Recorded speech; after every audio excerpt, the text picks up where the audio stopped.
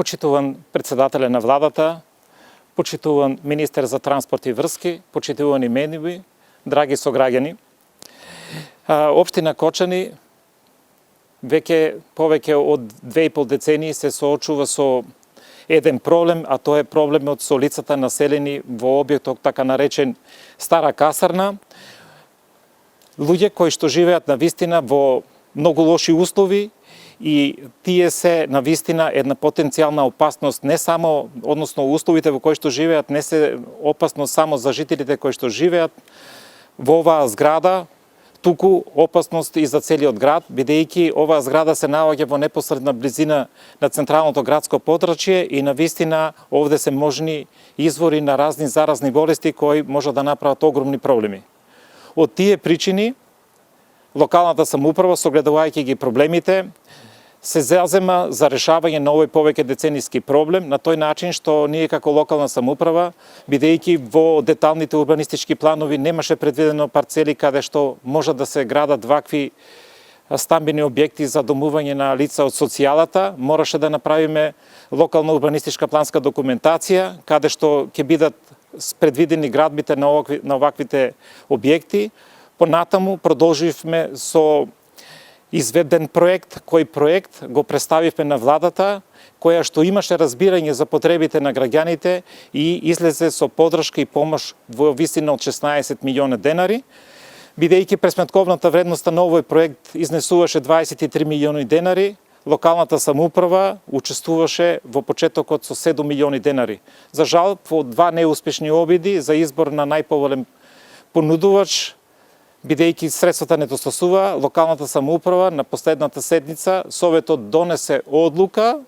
за зголемување на учеството на локалната самоуправа за уште 2 милиона, со што вкупната вредност изнесува 25 милиона денари. Во теке третиот јавен повик, очекувам тој завршува во почетокот на јануари, до средината на јануари да биде изберен изведувачот, а потоа и потпишан договорот и да почне градбата. И очекувам дека во првата половина на оваа година овој проблем ќе биде минато како за жителите кои што живеат во субстантарни услови, така и за граѓаните на целата општина Кочани. Ова не е единствениот проект на кој што општина Кочани работи во делот на решавањето на проблемите на социјалата, односно и проблемите на граѓаните од ромска националност. Општина Кочани е помеѓу првите општини која што го отвори деталниот урбанистички план за градска четврт 5, каде што е сместена ромската населба, и со реализацијата на деталниот, односно со завршувањето на деталниот урбанистички план, очекуваме дека ќе биде овозможен и понатамошен развој, надоградба и реализација на проекти и инфраструктурни проекти од интерес на граѓаните. Исто така, во моментот општина Кочани, со средства исто така од владата, работи на инфраструктурни проблеми во ромското мало, каде што се врши бетонирање и асфалтирање на сите пристапни улици и како што денеска разговарав со представниците на ромската заедница, ни остануваат негде за асфалтирање или бетонирање се на се уште 100 метра улици, што јас ветувам дека уште на почетокот на следната година ова ќе биде минато. Ова прилика ја користам да искажам огромна благодарност до премиерот и до владата за поддршката во реализацијата на проектите кои се од интерес на граѓаните и тоа во повеќе наврати. Во овој момент посебно сакам да се заблагодарам за поддршката во делот на реализацијата на кружните текови на булеварот Теодосија Паунов, со што